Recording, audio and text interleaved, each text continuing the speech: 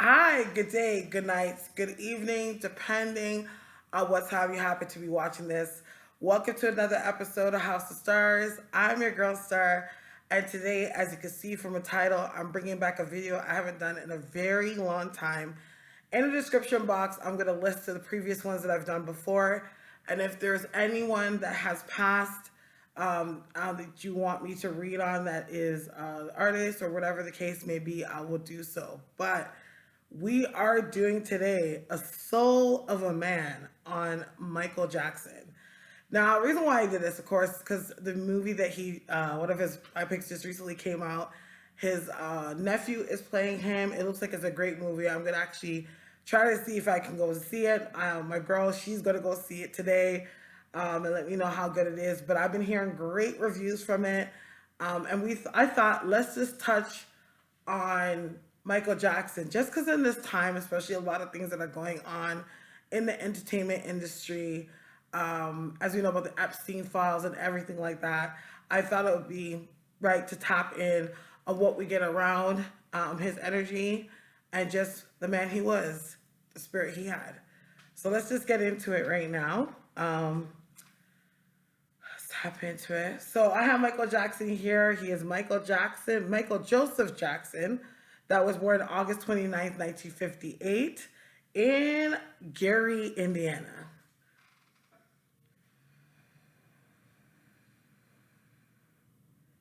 Oh, okay. The first thing that I see when I see Michael Jackson, it's weird. I'm actually okay. In Ifa, it would be like a legua, but what I'm actually seeing is Pinocchio. I don't know why I'm seeing Pinocchio. But I get the sense when it comes to him and the soul that he has, we all have different souls. Where it's like, our life purpose could be to self mastery or, clearing up karmic debt. When it comes to Michael Jackson, it was like he was born in a manner where God carved him, where God made him and showed him his love. You know what I mean? I give up Michael Jackson that Michael Jackson has a soul that's never really been here often. I don't know why I get the sense that he comes from a different soul cluster that they don't reincarnate very often. I heard spirit saying reincarnate in different dimensions, but not so often.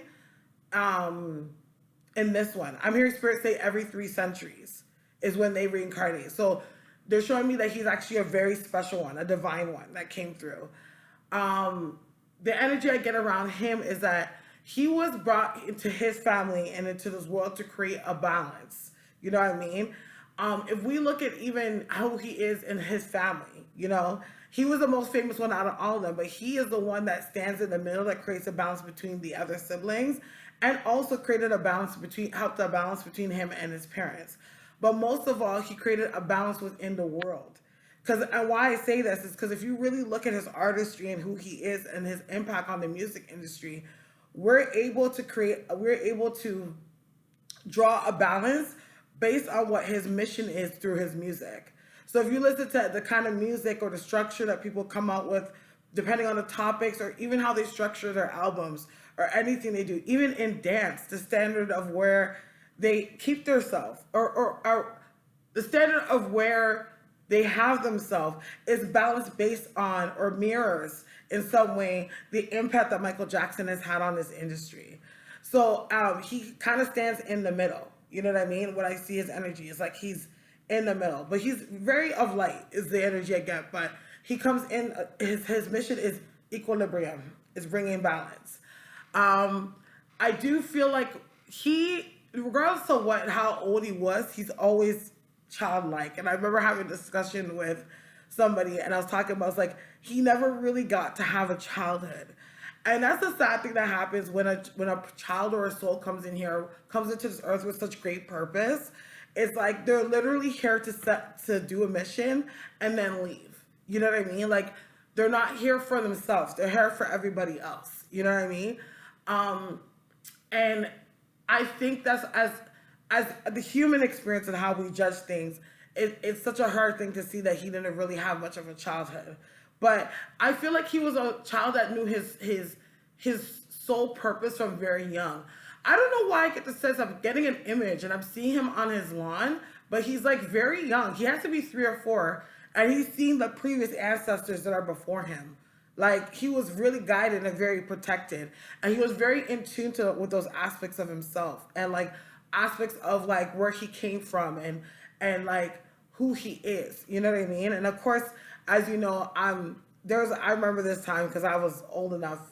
I'm old enough to actually experience this firsthand when obviously when he had vitiligo and he had to even out his skin tone, which gave him the appearance of being more white. It's almost like the energy I get with him, it's like he he didn't ever realize how much of an issue it really was going to be for people and how they received it because he's so in tune with who he is in his inside, like as a soul. Like he can acknowledge color, but he does not look at the eyes of a person through color. Like you're just Jim, you're Jane, you're Billy. Like that's the energy of the essence of who he is. And it goes back to again the song. It doesn't matter if you're black or white. You know what I mean? But I feel like that's I think he always had a struggle with that. Like a struggle with I think he got over, especially when I'll say it's after Thriller times. I think he got over trying to be understood. Because when you come into this world with such a sole purpose like that, you don't fit in ever. And the natural thing as humans that we think that we need to do is to try to fit in or try to be understood. But I think he learned after a certain time that he didn't care to be understood by anybody anymore. And he was just being him. But when accusations started to happen over his life, it was like he felt like he had to redefend himself. Like there was a constant struggle within his soul of him always feeling like he has to defend himself or defend his character or defend his being. And I feel for him what was hurtful was like, why can't I just be? Like, why can't I just be and just be here? Like, why is my presence so offensive for you? You know what I mean? And I feel like a lot of times with children or people that have that energy, what they need to understand is they're so internal that they don't see, and I don't even think this is just like a them thing. I think this is very much a lot of people thing. Like you're so internal that you don't see or recognize, like you're not able to identify how your energy affects others or how your presence affects others. You know what I mean? And I think for him, that was like a huge thing. Like where it was like, okay. And I think that's the reason why he created, like, don't get me wrong, he had super duper fame. Ain't nobody got no fame like Michael Jackson. Like, I mean, I'm talking where you could be in the front row and you're dropping down fainting. To this day, I still haven't seen that. And I name anyone big. I've never seen anyone even faint out at Beyonce concert, but he was a man that could turn his head and people would faint. But I think in a lot of ways, that's what put him in a position of like isolating himself a lot of times, like, you know, creating the Neverland and creating those things. Like, I know it was hard for him to even go anywhere because like, how could he have a regular life? But I think it made for him to be much more introverted than he would like to be. Because I get the sense that he's more of like an introverted extrovert. You know what I mean? He likes people. He likes company. But it's like, as life went on, it's like he realized he had to stay more and more and more to himself. And children, he loves children. He loves children. All those accusations, and we know this now by this time, like, because that's just the telltale the assassination bullet is to try to make somebody look like a pedophile or like whatever, when really what he was doing was trying to protect the children. And if these predators feel like he's in the way because he's such a huge protector, they had to assassinate his character so that he would be able to further his mission. But he loves children. Like, I feel like he's a strong protector of children. Like, I don't know why I'm seeing when children are around, like a canopy of his energy goes over them. Like he loves to protect innocence, you know what I mean? Because his wasn't protected. But most of all, he feels like he also resonated with the existence of that. But I feel like in his life too, he has had a lot of experience with extraterrestrial beings. Like I don't think he fully understood them because I don't know why I'm getting an image and I'm sitting in his bedroom and I'm seeing like this blue light in his room. But it's weird because it's like how we know aliens to look like, he doesn't see them like that. Like they look completely different. But like he always has these weird dreams. I feel like he would have dreams that would tell him what to do or what he should do next, and then he would follow through with that. You know what I mean? But in the same way, when it comes to darkness and demons, like it's like how we look at demons, he doesn't see demons the same. Like it's like he understands the element of that's the dark and this is the light. You know what I mean? These ones are not so nice. These ones are. You know. So and in reality, when it comes to darkness, like don't get me wrong, you dwell in chaos. It will if you dwell in chaos or you tap into chaos, it will always be your reality. The same way that if you pray to God and then you always stay in the light, it will also reflect your reality too. But when it comes to the energy of darkness, and this is why I'm tapping on this because spirit is showing me the movements, the dancing. You know what I mean? Um, he respected every element where that archetype ruled. So for example, like I practice Ifa. You know what I mean? I I love a shun. It's like I know to understand a shun is to be like a shun. Oh, I will wear yellow. You know what I mean? Or I'll have honey around. Or when I see bees, or I wear certain makeup, certain things that would appease her or bring her essence around. The archetype of all things that have to do with beauty and love fall under a shun. You know what I'm saying? So I will recognize that. So if I'm trying to be in alignment with something that is, and they are the archetype of that, then I have to understand the realm of where that lays in. And I feel like in so many ways, that's what it was for him when it came to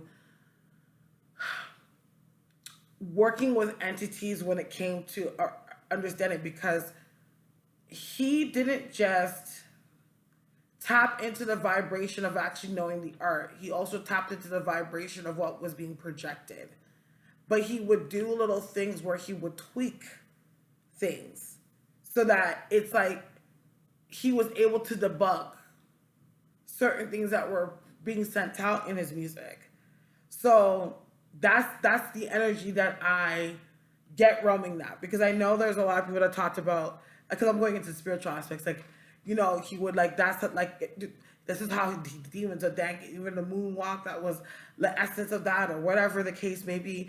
And it's like you have to understand, the devil once stood right beside the Lord, right? And the devil was one of the best singers in heaven. So the archetype, the devil, is what rules over the music industry. And if you want to master the frequency of such, you would have to be able to understand the frequency in itself and the realm of how you navigate within it, so that you're riding the wave of the vibration of it. You understand? So like I feel like he was, as much as he was an amazing dancer, he was an alchemist. And I think that was one of the greatest things about him, and with his soul, that he can alchemize anything. Like anything, he was able to take any element and make it into something that furthered the mission of what he felt like he was channeling, that people needed to know, or people needed. And that's how I feel. I don't know why I feel like his lineage comes from the 12 tribes of Judah. I don't know why I get that as well. Like, I don't know why I see his ancestors come, seeing the book of Numbers in the Bible, and them going through the wilderness from Egypt when they were released from being enslaved, and I'm seeing his ancestors in there. Like his ancestors make up three of the families or something like that. You know what I mean? Is it 12 tribes? Let me just double check here. Because I'm seeing it. Like, they're literally showing me, like, the book of Numbers. Like, he derives from that family. when it comes to flesh. When it comes to his flesh.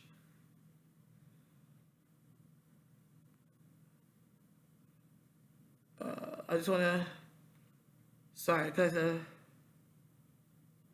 yeah, the 12 tribes of Israel. Sorry. I think Judah's the same thing. Give me a second. I just want to double check. Yeah, 12 tribes of Judah. So he comes from 3 of those families when it comes to the flesh. Right? And that's why he was able to even manifest in that energy or manifest and navigate in the industry the way he is, because he could not be tied. He could not be enslaved because his soul and his generation, his bloodline is already free. Right? So that's a huge aspect that I'm seeing in his soul. Like his soul pattern is what they're showing me, that he carries that. And that's why he's able to have his children be free. You know what I mean?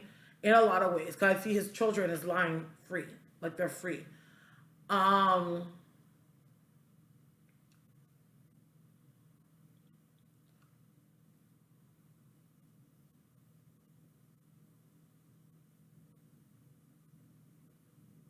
Spirit saying understanding. Takes great understanding. It takes great understanding to understand who he really was. Like, I'm almost getting the energy like, in other words, like he was a messiah in a way. But if you look at it through the naked eye, you would just hear some good music and see some good dance moves. But if you actually look at the frequency, like there is a certain frequency in Michael Jackson's music, that and the frequency of that. Like for example, the frequency that's in Michael Jackson music is usually a frequency that is more people with autism are more receptive to that frequency. My son special needs. When you meet children that are autistic, like I said it, they are not from this world. I feel like there is something in their brain or their gene that is out of worldly in a lot of ways. It's like a lot of times when you see them, like they are beings having a human experience. And the kind of music he makes aligns with that frequency, because when it comes to Michael, his soul and who he is not really from here. They don't dwell on earth often. And when I say dwell on earth often, is we have to understand that when it comes to genetics is not just by like what we eat, you know what I mean? Or how our body was made, or Uncle John used to have a big gut. Like our DNA is even how we think, environmental, how we were raised. And we're not just talking just the generations just or recent. Like those, our body holds memory, you know what I mean, to what has happened to us in a lot of ways. And that doesn't just go from past life. That also resides and happens when it comes to our ancestry, you know what I mean? And those before us and what they have experienced. So his soul, I don't know how I want to say it like this. It's not really, it hasn't been tampered with. It hasn't been molded too much to the human experience. It has some generations that have, but it's not so frequent. So because of that, it allows the person to be solely reliant on how they channel information or intuition. You know what I mean? Other than living within conditioning. But overall, I do see, like, when it comes to Michael Jackson, as we grow and as a people and becoming more educated on who we are, not just as people, but as a spirit. Because I feel like a lot of people are tapping into their spirituality. And they're tapping into the realm of spirituality, but not really tapping into spirituality and how we are parts of it, or we are resonant in it. Like, but once we get to that space of understanding how we resonate within those realms, that is when we'll truly understand the gift of us being able to experience in this generation or in this century, Michael Jackson. So that's what I see for the soul of a man. If you have any questions or concerns, please put a comment in the description box. Again, if you'd like to get a private reading, my information is all down here in the description box. Make sure you like the video, and if you get the option to hype this video as well. It helps smaller YouTubers like myself get seen. So I do want to thank you so much for your time and rocking with me. May God bless you and the angels protect you. Good day. Bye.